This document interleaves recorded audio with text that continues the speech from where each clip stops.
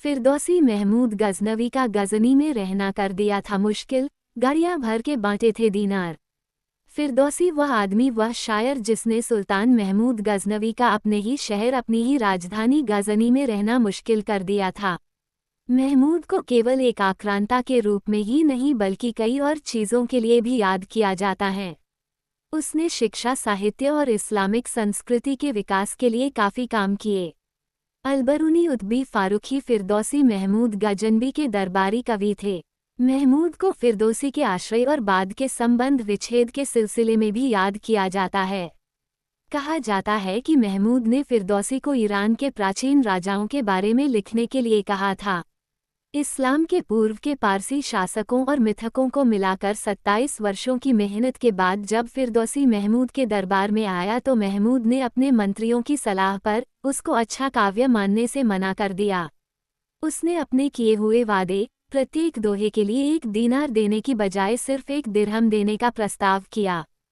फिरदौसी ने इसे ठुकरा दिया तो वो क्रोधित हो गया।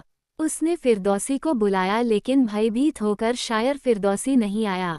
अपनी कुंठा को शांत करने व महमूद का अन्याय दुनिया को बताने के लिए फिरदौसी ने महमूद के विरुद्ध कुछ पंक्तियां लिखी जो लोकप्रिय होने लगीं। अये शाह महमूद, केश्वर कुशा, जी कसी न तरसी बतरसश खुदा। ए शाह महमूद, देशों को जीतने वाले, अगर किसी से नहीं डरता हो तो भगवान से डर। इन पंक्तियों में उसके पूर्वजों, खासकर मां के बारे में अपमानजनक बातें लिखी थी। कुछ दिनों के बाद गजनी की गलियों में ये पंक्तियां बेहद लोकप्रिय हो गई। जनता में महमूद एक अन्यायकारी व क्रूर सुल्तान के रूप में देखा जाने लगा। उसके मंत्रियों का शहर की गलियों से निकलना मुश्किल होने लगा और इनकी खबर जब महमूद को लगी तो उसने सल्तनत में बगावत रोकने और अपनी छवि सुधारने के लिए दीनारों का भुगतान करने का फैसला किया।